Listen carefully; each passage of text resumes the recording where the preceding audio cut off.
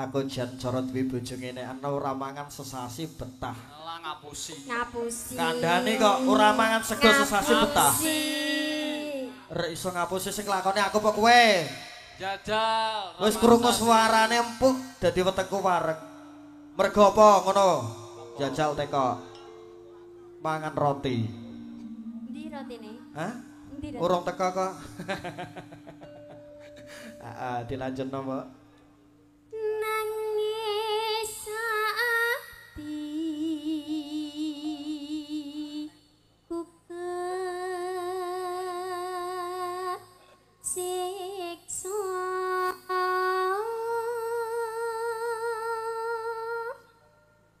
udan tangis saben dina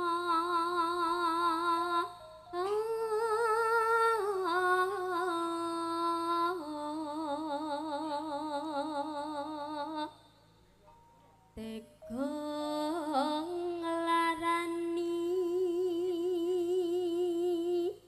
batinku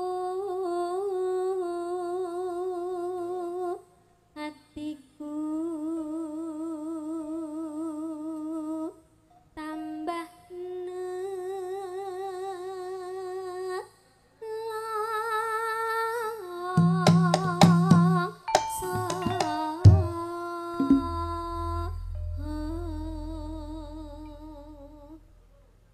Semoga katuraken langgamipun gelo.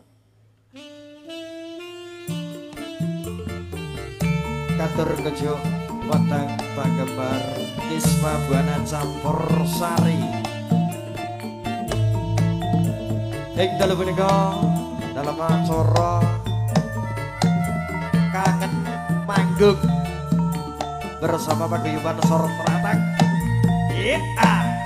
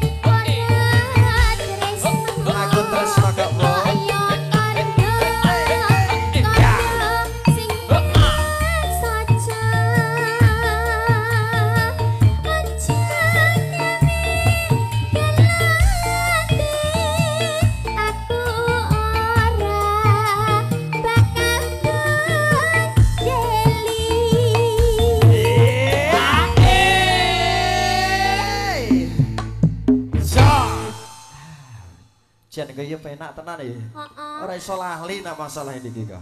Gak iso. Gak ora iso. Aku yo wis kaku ngene ape megal-megal kelari mondok ngene gak jan. Kowe iki apa angger gerak mesti milih kok. Ora milih. Apa ada sing milih, Mas? Iki wis kadung kentel yo kecer. Iki kok milih. Kayak dia saya. kira-kira pitik. Ora ngono tak sembari dhewe kene kaya.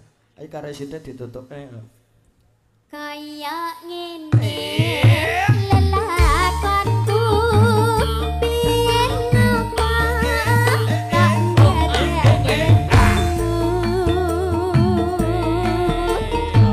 yen pancen tinggal lagi gawe kela ati sak lawase.